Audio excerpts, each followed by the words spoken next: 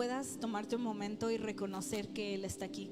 Porque lo que pasa muchas veces es que cuando venimos tan ocupados y venimos tan llenos de todas las cosas que hicimos en la semana, que se nos olvida reconocer la presencia de Dios y normalizamos la presencia de Dios en nuestras vidas. Y creo que eso es un error y que necesitamos como iglesia empezar a cambiar eso.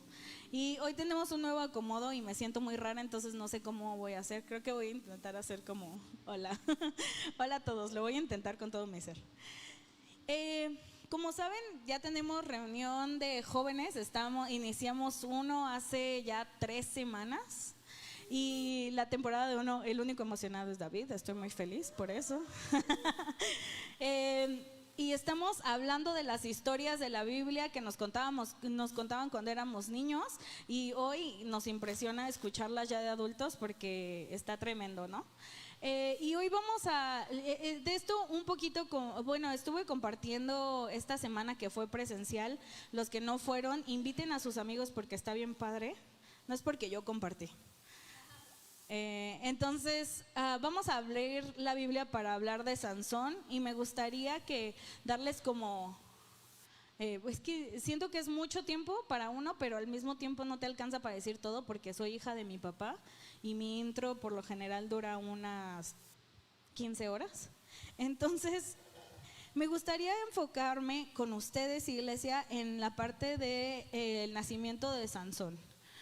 Y para los que no se saben, esta historia es básicamente el Hércules de la Biblia. Era un hombre extremadamente fuerte, elegido por Dios, consagrado para Dios. Le pidieron a sus papás que no le cortaran el pelo, que no hiciera ciertas cosas, porque él y su propósito y la razón por la que Sansón existía era para derrotar a los filisteos, para matar a este pueblo que era enemigo del pueblo de Israel. Entonces, una de las cosas yo le decía a mis hermanas antes de compartir, y yo decía, yo sé que yo quiero hablar de Sansón, pero he leído de el Sansón antes de su nacimiento que quiero hablar más de eso que de Sansón en sí. Y las dos así de, no, enfócate. Entonces, con ustedes voy a hablar de eso. El nacimiento de Sansón es algo muy especial porque lo que sucedió es que si vemos en Jueces 13 y lo puedes escuchar, dice que un ángel del Señor se le apareció a la mamá de Sansón y le dio indicaciones de que ella era una mujer que no podía tener bebés y le dijo que iba a tener un hijo, que iba a ser consagrado y ahí les va lo que me impresiona. Lo que me impresiona es que después de que ella tiene este llamado y este propósito para su hijo, ella se va con la indicación y le dice a su esposo, oye, ¿qué crees que vamos a tener un hijo? Y el esposo así como de, sí te creo, pero me gustaría que el ángel venga y me lo repita a mí, ¿no? Y uno dice, oye, pues qué especial. Porque en la Biblia cuando habla del ángel del Señor se refiere a Jesús. Y no solamente el esposo pidió que el ángel del Señor le dijera a él la indicación, sino el ángel del Señor lo hizo. Es como si conocieras al presidente de los Estados Unidos y que alguien conociera así de que y te dé un mensaje, te mande a decir, oye, no sé qué, dile a tu amigo, a tu mamá, a tu papá, que esto y esto y esto, y que te diga, no, si quiere que lo haga, que me diga él. Y que el presidente diga, oye, ¿sabes qué? Sí lo voy a hacer. Eso es importante desde el principio porque muchas veces, esto fue en una historia específica en la Biblia, pero muchas veces nosotros le pedimos que Dios haga eso. Así como de, si quieres que lo haga, o si es verdad, ven y dímelo otra vez. Que los pastores se vistan de negro para que yo sepa que es una confirmación. Que el Eric se equivoque en un acorde para que yo sepa que sí. Y pedimos cosas muy específicas. Y te digo que es lo más padre de Dios, que sí lo hace. Que sí Él quiere que tú te des cuenta de que Él está en medio de ti. Por eso es importante antes de llegar a este lugar que podamos reconocer su presencia, porque muchas veces Dios nos está hablando y no estamos escuchando la indicación porque estamos ocupados. Entonces cuando yo reconozco la presencia de Dios en el espacio en donde yo lo estoy pidiendo, entonces es más fácil para mí captar la palabra de Dios porque yo estoy ya sumergido en lo que Él me quiera decir. Entonces eso pasa y lo que pasa, sucede y acontece es que el ángel del Señor lo hace, va, habla con Manoa, que se llamaba la persona, y después de que hace eso, él le dice, oye, pero ¿cómo te llamas? Y yo creo que allí se inventó la excusa, ¿no? Porque yo creo que Dios se quedó así como de, ¿cómo que cómo me llamo? O sea, literal, estás viendo un ángel celestial, o sea, en toda su gloria, y es como de, pero dime tu nombre, si no, no. O sea. Y entonces, la respuesta es demasiado, mi nombre es demasiado maravilloso para que tú lo comprendas. Y después dice, eso está en el 18, 13, 18, y dice, y mientras Manoa y su esposa observaban, el Señor hizo algo asombroso.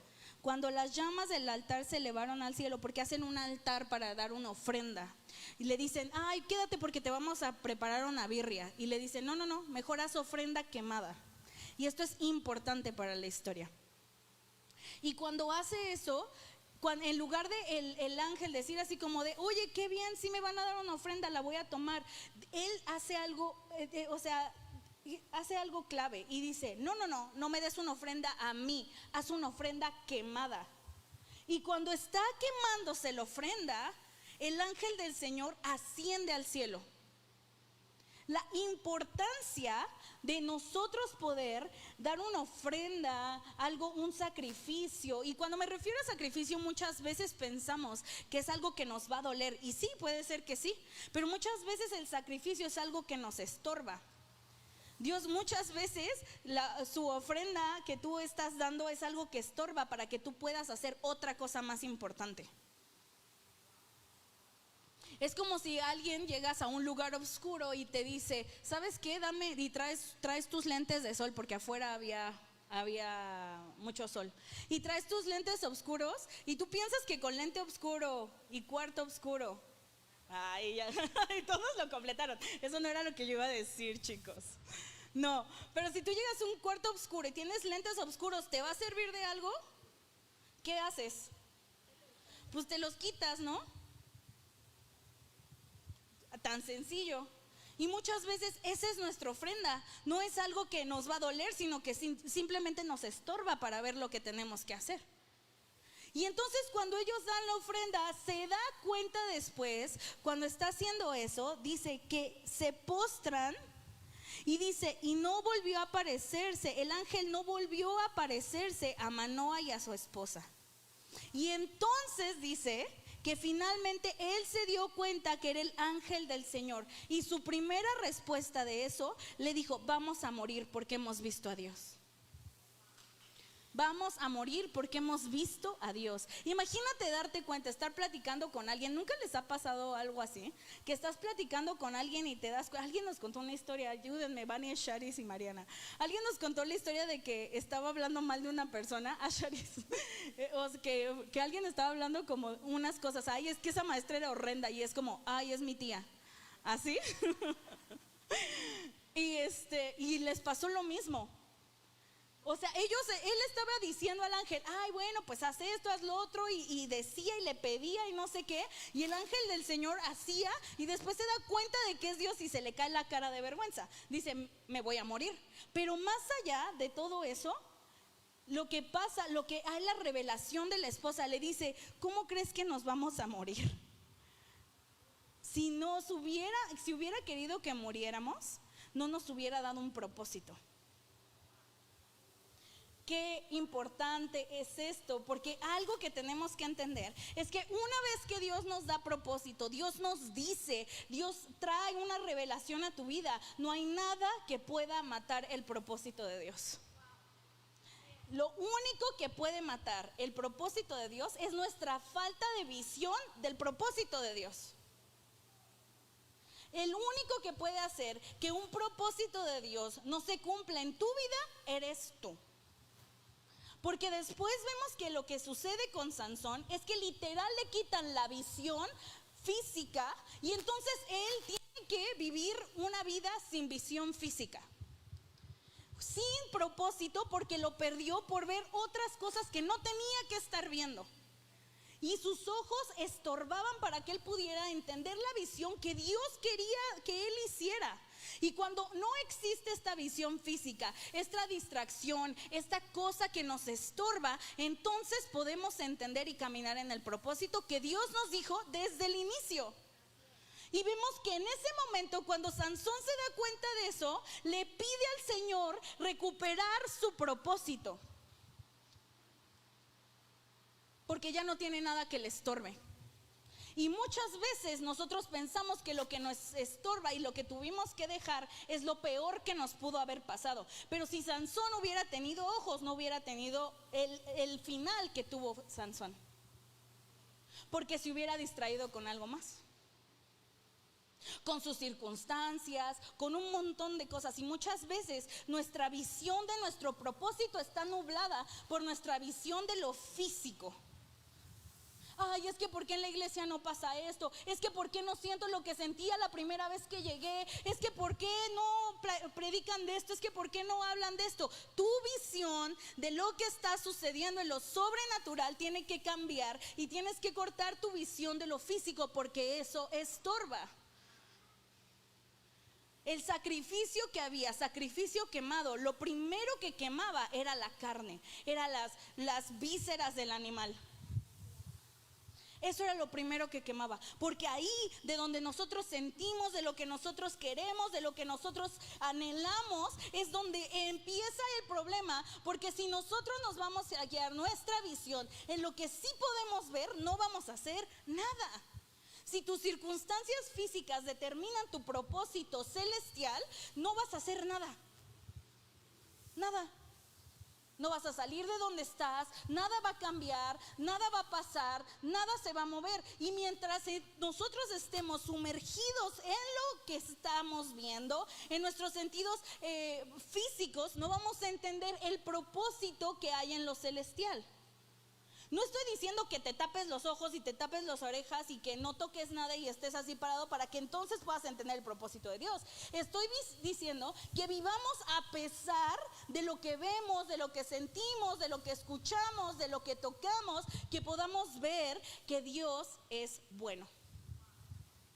Que Dios es bueno. Porque cuando eso pasó en Sansón, lo primero que él hizo cuando quitaron los ojos y él estaba en medio de los enemigos rodeado, lo primero que hizo fue decirle a Dios: necesito mi propósito de regreso. ¿Cuántas veces no nos tenemos que sentar y decir exactamente lo mismo? Necesito mi propósito de regreso porque se me olvidó, porque estuve haciendo otras cosas, porque estuve viendo otras cosas, porque estuve pensando en otras cosas. Necesito mi propósito de regreso. Y Dios, ni un segundo pasó cuando Sansón, a pesar de que no tenía lo que Dios le había pedido, que era que tuviera el pelo largo, a pesar de lo poco que él tenía, porque tenía poco pelo, con eso poco Dios se manifestó y mató más filisteos en un segundo que toda su vida. Toda su vida has trabajado toda tu vida en pensar que tienes que hacer algo que Dios te pidió y que no es lo que Dios te pidió muchas veces, o no te has sentado a confirmar que eso era, y entonces tus circunstancias determinan, te quitan tu libertad, te quitan tu visión, te quitan tu propósito. Y entonces lo que tenemos que hacer es sentarnos y clamar para que Dios nos regrese nuestra visión.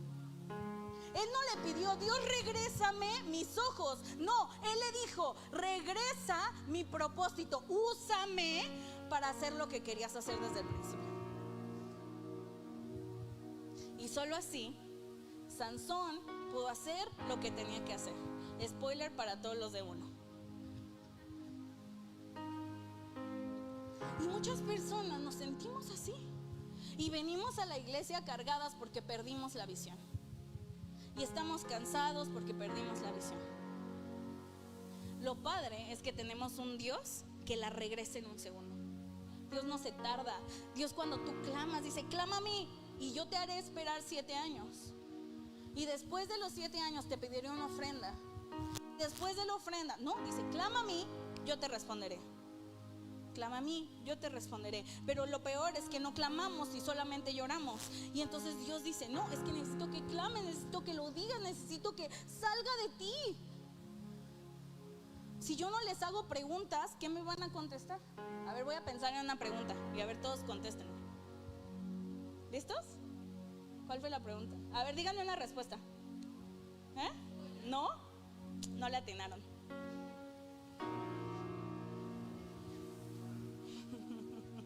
¿O contestaron mal? La pregunta es, ¿quién está listo para orar? Y Cari dijo que no. Y Cari que sí, dice. Necesitamos hablar, estar en un momento con Dios, tomar un momento con Dios. Ponte ahí de pie. Vamos a honrar al Señor.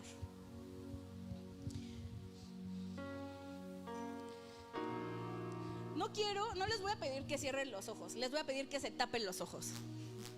¿Qué tal eso? Más fácil, ¿no? Como los niños chiquitos cuando se esconden y están así como así. Tápense los ojos, todos.